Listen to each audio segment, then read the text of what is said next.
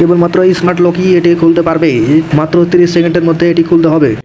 লম্বা রিংটি এভাবে করলেও খুলছে না। কেবলমাত্র বুদ্ধিমান লোকটি খুলতে পারবে। এটি কীভাবে খোলা যায়?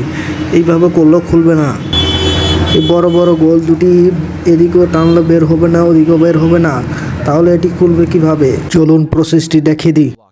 বড় বড় গোল দুটি পয়েন্টের মাধ্যমে এই বড় রিংটিকে বের করতে হবে। তবে দেখিয়ে দিই আপনাদের কিভাবে বের করতে হবে। এই রিংটি দেখতে পাচ্ছেন এইখানে ঢুকানোর ফলে বের হচ্ছে না, তবে এখানে অনেক কৌশলের মাধ্যমে বের করতে হবে। কেবলমাত্র একটি বুদ্ধিমান লোকই এই জিনিসটি খুলতে পারবে। তবে দেখিয়ে দিই আপনাদেরকে কিভাবে খোলা যায়। প্রথমে এই বলটিকে সঠিকভাবে খাড়াভাবে ঘুরিয়ে নিতে হবে।